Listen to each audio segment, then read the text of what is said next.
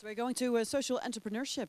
Eva Slezak, you're from the Krakow University of Economics, and you're going to present your recommendations.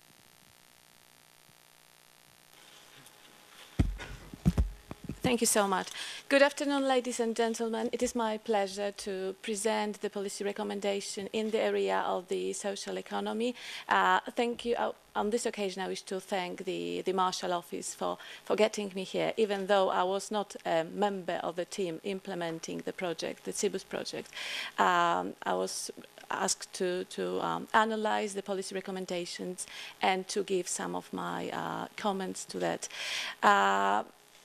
Before I go to the policy recommendations, being an academic dealing with the social economy, but also with social exclusion and the welfare state, I want you to bring your attention to the chart. It's going to be the only chart, the only part of the presentation today. And it's been already mentioned by Lina, but she approached the care approach via the diamond of care. However, I would prefer to look at the welfare from the perspective of Espen Andersen, when we basically look at the three areas, which are the families, the market, and the state, which in various countries, in various respect and in various extent are involved in generation of welfare in the societies. However, what we are observing now for a number of years, at least for about 20 years, is that there is another important actor emerging who is involved in the generation of welfare. We use the common approach of the third sector that is acting for private profit. However, remembering that when we talk about the social entrepreneurship and social economy, there should be a certain profit which should be generated. However, this is not used later on by the members of the social economy or the social company, but it should be used for future development and sustaining of the company. But what is very important here is that we perfectly know that the market is not a perfect mechanism. The market cannot provide us all the goods and services. In many areas, the state is not interested in provision of those services and those goods either. And as we can see, the family cannot really take care of all of those activities. So the third sector with the social economy is emerging as some sort of the powerful actor. However, what we should remember before going to the policy recommendation is the fact that not only in the European Union, but in particular in the European Union, we are set in various institutional frameworks. Those of you who are familiar with the Espen Andersen typology of welfare regimes know that the division of activity among those three actors differs.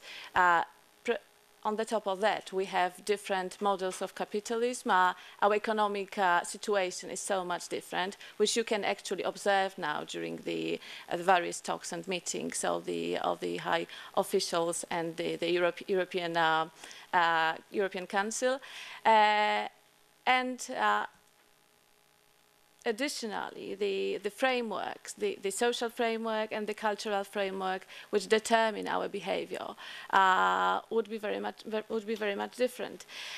So obviously, the third sector and the social economy within the third sector will be different in each of those countries.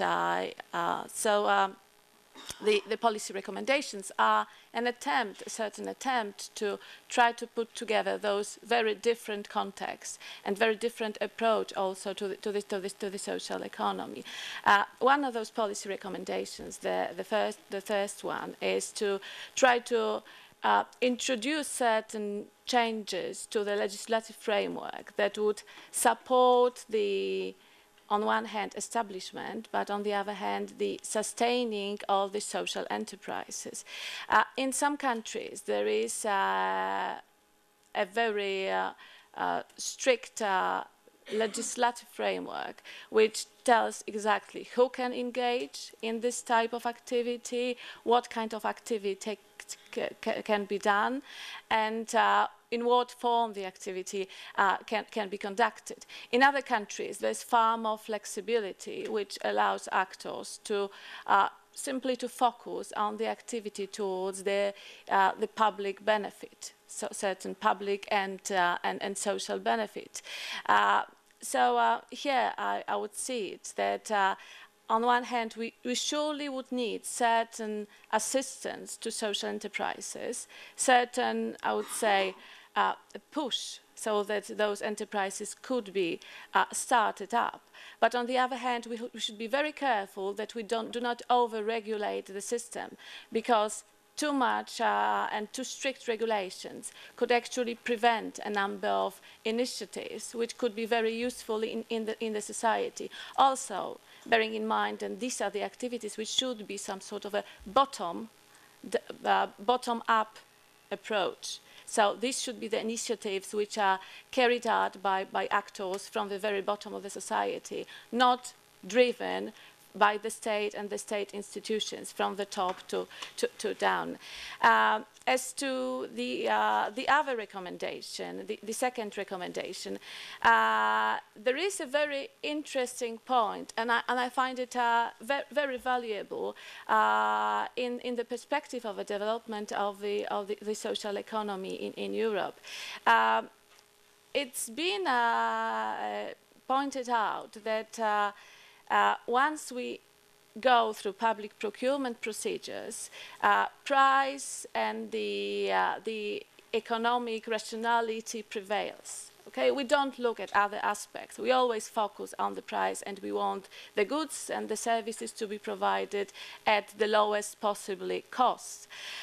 However, if we want to really see, and if you really want to support the social enterprises, perhaps it would be a very good idea to include in the legislation the possibility that in the public procurement you would have a certain social clause. In other words, it would be a certain check-up for the companies which are taking part in public procurement, in the tenders, that they would be doing something towards the good of the people, towards the good of certain underprivileged groups, or towards certain groups which would require our support.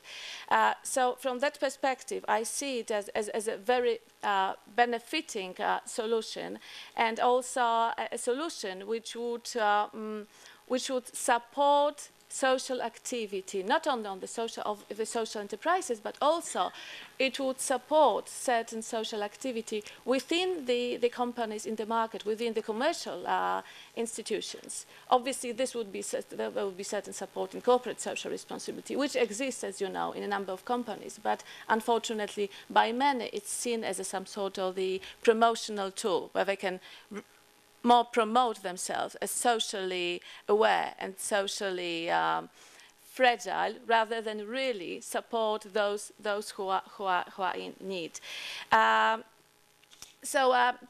To sum up, as I know that the time is running out, I think what's very important is to try to stick to this bottom-up approach, not to over-regulate the system, but in the same time try to give opportunities. So do not give fish, rather give bait, and see whether people can really use it.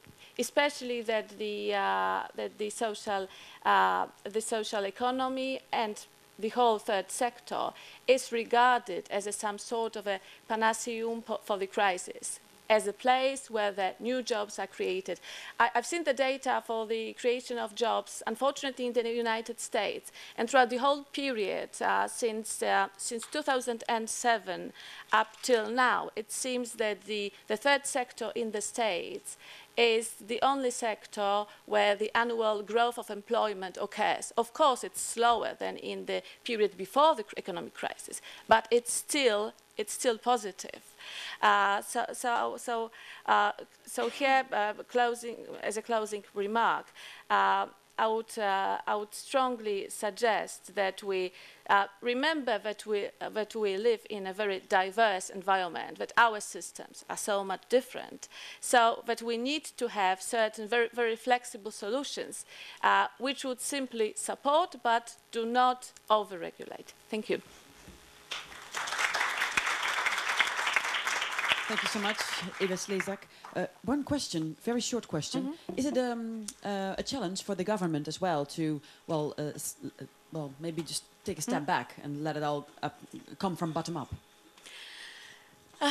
Then it depends upon the system and the sort of the relationship between the government and the citizen. Poland is a very special case because we have one of the lowest levels of trust, which you can observe in the contacts between the citizens, but also between the citizens and the government. So on one hand, government is willing very much to try to control and regulate, but on the other hand, there's a number of very smart bureaucrats who are aware that they need to allow people to decide. They need to allow them for certain initiatives. So there is some certain interplay there.